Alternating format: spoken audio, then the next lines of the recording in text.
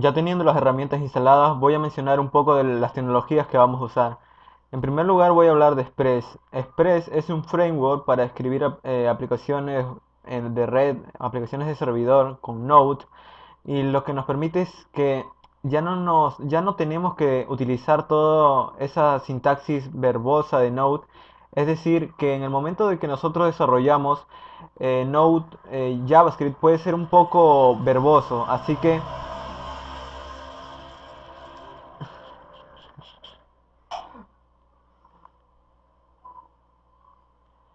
ya teniendo las herramientas instaladas, voy a hablar un poco de las tecnologías.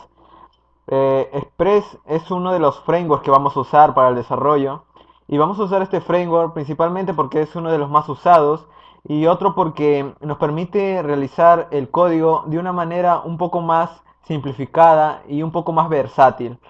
Pero lo principal es de que con Node nosotros podemos hacer todo lo que hace Express. Sin embargo, el hacerlo simplemente con Node nos volverá el código un poco verboso.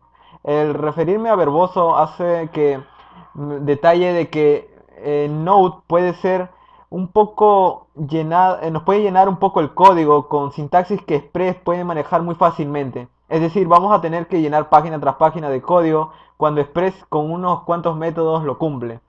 Ese es el objetivo de Express.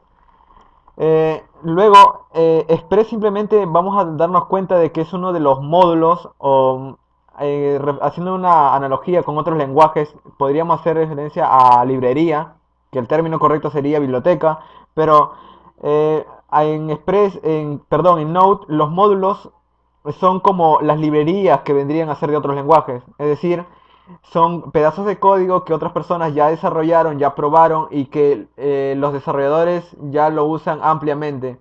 Express es uno de esos módulos que vamos a usar. Entonces, Express no es el único, obviamente. En NPM es el proyecto que mantiene todos los módulos. Incluso ustedes podrían mandar los suyos propios si los crearan y ellos los aprueban. Pero, por ejemplo, tenemos a Galp, a Grunt y Express, a NPM, que son los módulos que más usa la comunidad de JavaScript. Ya hablaremos un poco más adelante, pero esto normalmente sirve para, por ejemplo, cuando tenemos un módulo que queremos conocer más, por ejemplo, queremos saber más de Express, simplemente lo buscamos en NPM y nos va a dar toda la documentación referente al módulo. No es necesario, obviamente, entrar a NPM, también lo pueden buscar en tutoriales en Google, pero en NPM nos da la documentación oficial. Aquí nos dice el GitHub, la wiki, etcétera. Luego vamos a tener que manejar datos y mostrarlos en un HTML, así que esto se puede volver un poco tedioso o un poco difícil de manejar si tenemos muchos datos en digamos, en el servidor que vamos a enviar hacia el cliente. Entonces necesitamos una forma de manejar todos estos datos, de mostrarlo de una manera un poco más sencilla. Para eso vamos a usar Handlebars. Handlebars es un motor de plantillas, así que Handlebar no es el único, existen otros también muy populares, quizás ya se ha escuchado de Jade, AJS o Han, pero voy a usar Handlebar simplemente porque quizás es uno de los motores de plantilla más usados y no solamente se relaciona con JavaScript, quizás hay personas que han usado PHP y han usado Handlebars, así que Handlebars es una buena opción. Además también es muy simple de usarlo, no es nada difícil. Y podría darte una idea también en el momento de que quieras utilizar que quieras utilizar unos frameworks de cliente, como digamos como Angular, pero eso ya lo veremos más adelante. Ahora, para guardar los datos vamos a tener que hacer uso de una base de datos. Nosotros fácilmente podríamos grabarlo en un archivo o incluso podríamos grabarlos en un array, pero el hacer esto no es recomendado simplemente porque al momento de que el servidor se apague, por así decirlo, los datos se van a perder. Entonces es mucho más recomendado tenerlo en un lugar separado. Para eso son las bases de datos. Ahora, las bases de datos se dividen en dos, en bases de datos relacionales y bases de datos no relacionales. Las bases de datos relacionales pueden ser un ejemplo de MySQL, SQL Server, Oracle y así. Mientras que las bases de datos no relacionales tampoco son un invento nuevo, pero se ha optado por ellas hace poco debido a que las redes sociales generan mucha información y y el hacer el escalado o simplemente tratar con esta gran cantidad de información. La base de datos relacionales como que se toparon con un muro que no pudieron cruzar, así que, o muy difícil que lo crucen, así que la base de datos no relacionales es una opción muy ampliamente usada hoy en día y además es muy fácil de utilizarla. El objetivo es de que no posee un esquema como una base de datos relacional. Ahora, ¿qué base de datos son NoSQL? ¿Qué base de datos son no relacionales? Cassandra, tenemos a Redis, MongoDB y CouchDB. En MongoDB y CouchDB ambos utilizan a JavaScript como lenguaje de consulta. En la base de datos relacionales, normalmente cuando hacemos una consulta utilizamos un lenguaje que se llama SQL, mientras que en las no relacionales podemos tener como pequeñas funciones que hacen esas consultas.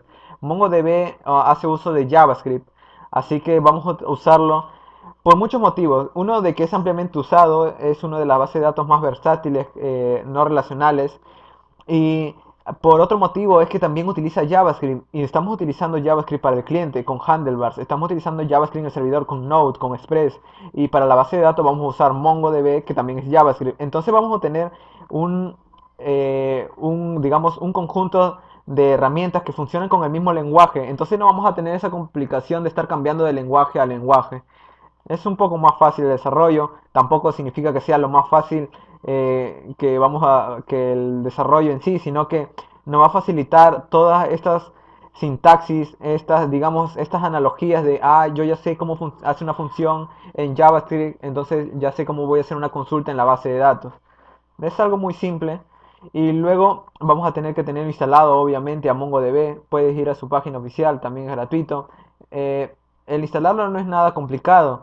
Sin embargo, puede mostrarte algunas dificultades dependiendo del sistema operativo que esté. He visto que hay algunas personas que han tenido problemas con, por ejemplo, instalarlo en Windows, que lo normal es que no pase eso, porque te provee de un instalador. Así que no hay ningún problema con los de Windows. No hay mucho problema. Los de, por ejemplo, los de Linux, los que utilizan Ubuntu o los que utilizan Mac, simplemente lo pueden instalar con su gestor de paquetes. Ahora, para hacer uso de Mongo normalmente utilizas la terminal, pero quizás a algunas personas no les guste esto, porque quizás la terminal les puede parecer algo intimidante. Así que les recomiendo una manera de ver todo esto, los datos que tienes en Mongo a través de una interfaz. La interfaz que recomiendo es Mongotron, es una interfaz igualito como lo tendrías en SQL Server, en la que te provee una interfaz en la que tú puedes hacer las consultas, puedes listar los datos y te lo muestran en unas tablas. Algo parecido es esta interfaz. También es gratuita, todas las herramientas que utilizo son gratuitas, no hay problema en eso. Y algo también es que esta interfaz incluso está hecha con JavaScript. Bueno, el futuro de la programación asíncrona es una parte que recomiendo, es un blog, es también un blog de los que he incluido en el repositorio.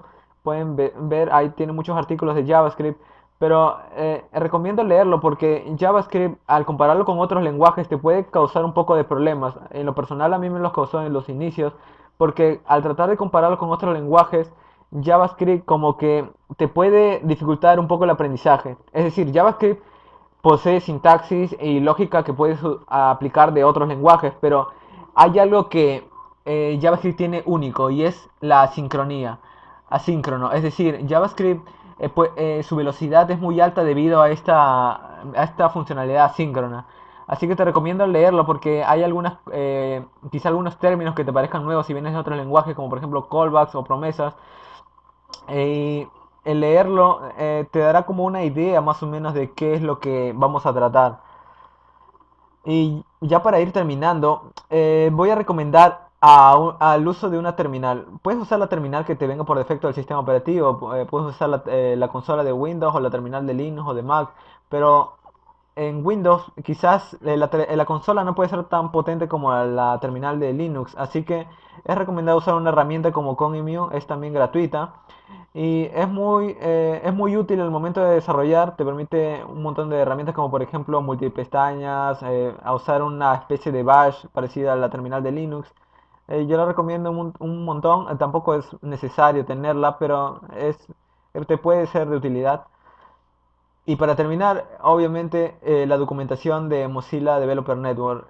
Simplemente siempre acudan a la documentación, pues si quieren saber más de JavaScript, por ejemplo, tiene una documentación enorme de JavaScript, tiene tutoriales, tiene introducciones, tiene una guía, por ejemplo, hay para intermedios, para avanzados. Así que es altamente recomendable visitar la Mozilla Developer Network.